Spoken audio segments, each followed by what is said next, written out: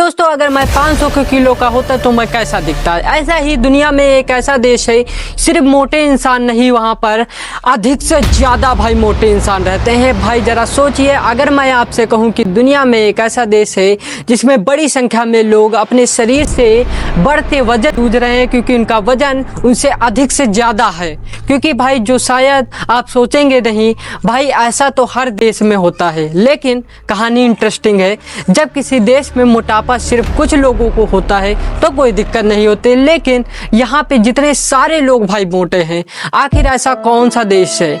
लोग यहाँ इतना ज़्यादा वजन कैसे उनका हो गया? भाई क्या वहाँ पर लोग दिन रात ठूसते रहते हैं? लेकिन नहीं भाई, वहाँ पर ये इसके पीछे एक बड़ी कहानी है, बारे में हम कभी नहीं सोच सकते। और सबसे बड़ा सवाल यह है कि क्या भारत में आने वाले समय में ऐसा हो सकता है?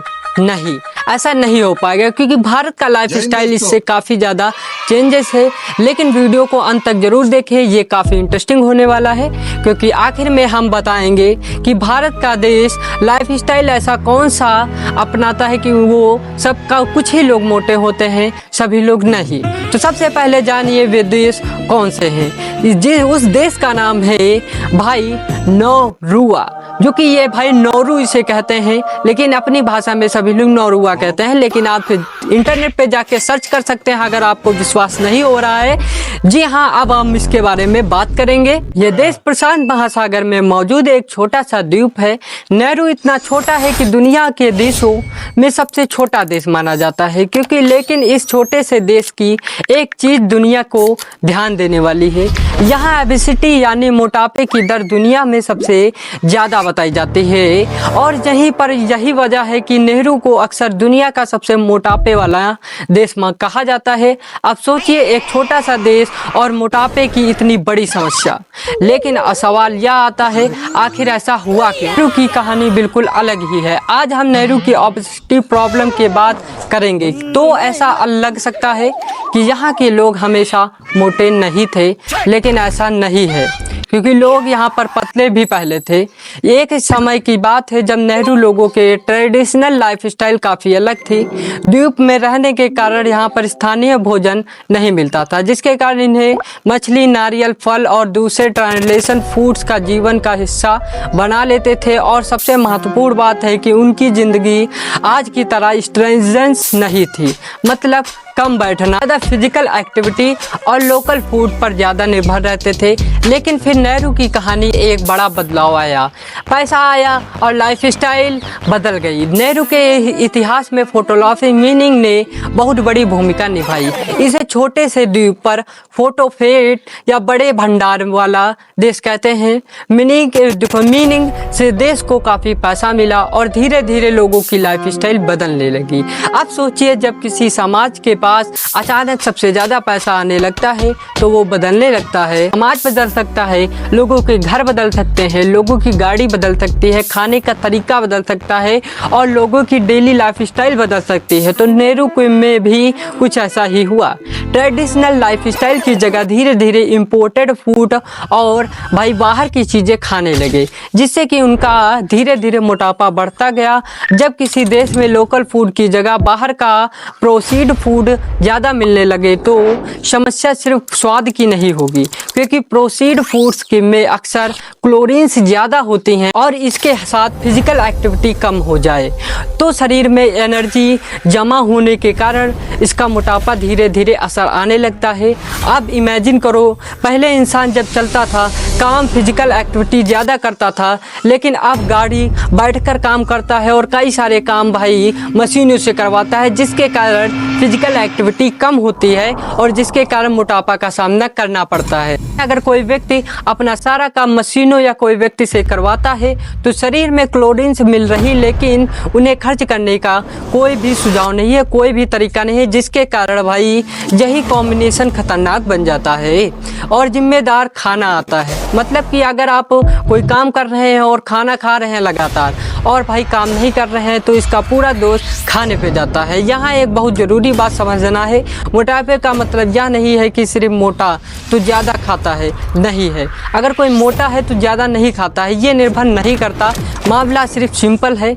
ओबेसिटी के पीछे फैक्टर्स हो सकते हैं जैसे कि भाई खाने की उपलब्धता, food price, physical activity, income, education and कई सारी चीज़ें ये लाइफ स्टाइल पर निर्भर करती हैं। अगर किसी जगह अनहेल्दी फूड आसानी और सस्ते मिल रहे हैं, हेल्दी फूड महंगे और आसान मिलेंगे, लोगों को फूड चॉइस करने में काफ़ी ज़्यादा असर पड़ सकता है। इसलिए ओबेसिटी को केवल कम खाओ वाली समस्या समझ नहीं आती है। मतलब लोगों को अगर सस्ते में सामान मिल रही है तो वो आसानी से चॉइस नहीं कर पाते हैं। अब सवाल आता है कि मोटापा इतना बड़ा मुद्दा क्यों है? क्योंकि ओबेसिटी सिर्फ देखने का में वजन ज़्यादा होने का नाम नहीं है। अत्यधिक शरीर का वजन कई हेल्थ प्रॉब्लम के रिस्क को बढ़ा सकता है, जैसे कि type 2 diabetes, health disease and high blood pressure और ऐसे कई बड़ी समस्याएं आई हुई है। मतलब चीज़ शुरुआत में तो भाई खाने में काफ़ी अच्छी लगती है, इसका बाद में बहुत बड़ा असर पड़ सकता है और कभी यही कारण काफ़ी आपको हेल्थ और काफ़ी सारी समस्याओं का सामना करना पड़ता है। और ऐसे दुनिया में कई ऐसे देश हैं जहां पर भाई सिर्फ हेल्थ की पॉजिटिव को ना देखकर वहां पर कितना सारा खाते हैं कि मैंने आपको पहले ही बता के रखा है। अब भाई सबसे इंटरेस्टिंग सवाल यह है कि भारत में स्टूटेशन नेहरू देश जैसी देश ऐसा क्या करता है कि इनकी सारी हेल्थ ऐसी है। ऐसे दोनों की पॉपुलेशन, जियोग्राफी, इकोनॉमिक और लाइफ स्टाइल बिल्कुल अलग है, लेकिन भारत में भी ओवर हाइट और ओबेसिटी की समस्या बढ़ती जा रही है। शहरों में लाइफ स्टाइल बदल चुका है।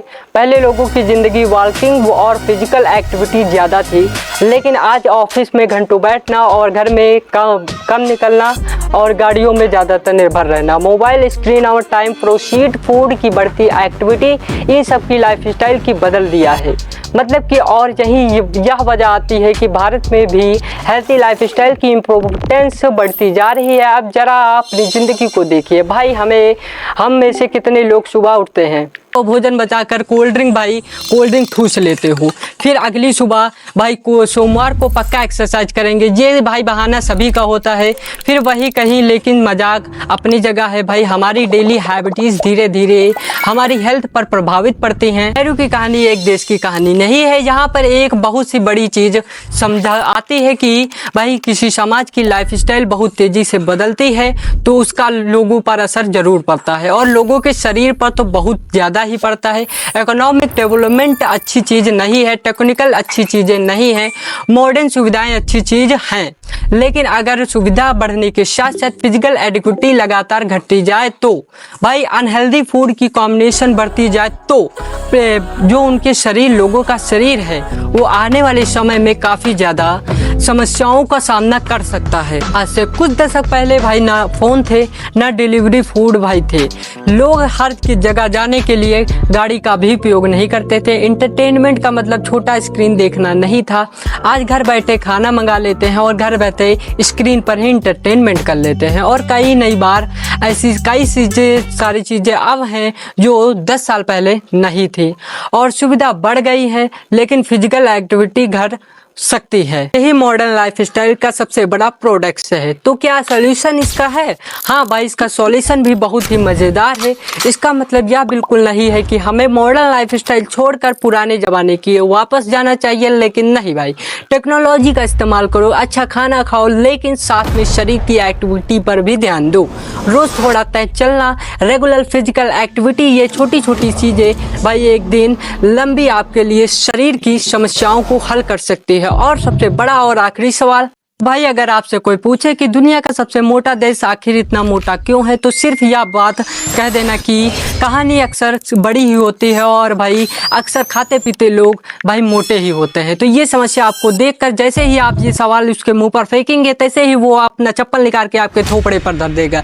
लेकिन ये सबसे बड़ी समस्या नहीं है, क्योंकि आप ये जवाब दे सकते हैं कि एक देश की लाइफ स्टाइल और इसकी हॉबीज़ पर निर्भर करता है कि वो अपने बॉडीज़ को कैसे निर्भर करता है कि अगर वो खाते खाते भाई इतना मोटा हो गया है, या ठूसे ठूसे उसकी हेल्थ इतनी बढ़ गई है कि भाई वो न चल पाता है, न घूम पाता है, न कोई एक्टिविटीज़ कर पाता है। इसका कारण वो खुद होगा, वो खुद देश होगा, क्योंकि उसके पास अगर हराम की चीज़ें आ रही हैं तो वो ठूसेगा भाई। तो आप समझ सकते हैं कि आपके पास भी कोई हराम की चीज़ आ रही है तो उसको मत खाएं। तो सबसे बड़ा कारण यही है। तो असली बात यह है कि भाई इस देश में ना कोई मैनर्स, ना कोई इसके संस्कार, यहाँ पे संस्कार की बात नहीं है। यहाँ की बात है कि यहाँ पर सब मुक्त चीज़ें, ज़्यादातर भाई इनके पास पैसा ज़्यादा था, इनको खाने के लिए भाई कुछ जाना नहीं पड़ता था, कहीं कुछ करना नहीं पड़ता था, बस आया ठठाक से ठूस लिया और शरीर बढ़ा लिया। और बहुत बड़ी दुनिया में सबसे भाई अवार्ड इनको मिला है मोटे होने का। दुनिया का सबसे बड़ा मोटे होने का अवार्ड श्री नेहरू देश को मिला हुआ है, जो कि भाई दुनिया में सबसे मोटे का स्वरूप दिया गया है इस देश को। तो भाई आज की वीडियो आपको कैसी लगी? अगर आपको नेक्स्ट वीडियो चाहिए तो कमेंट में ज़रूर बता देना। और इस वीडियो में काफ़ी सारी समस्याएं एंड काफ़ी सारी एक्टिविटीज़ रही हैं, जिससे कि मेरा फेफड़ा निकल कर बाहर आ गया है। तो अब मिलते हैं नेक्स्ट वीडियो के साथ।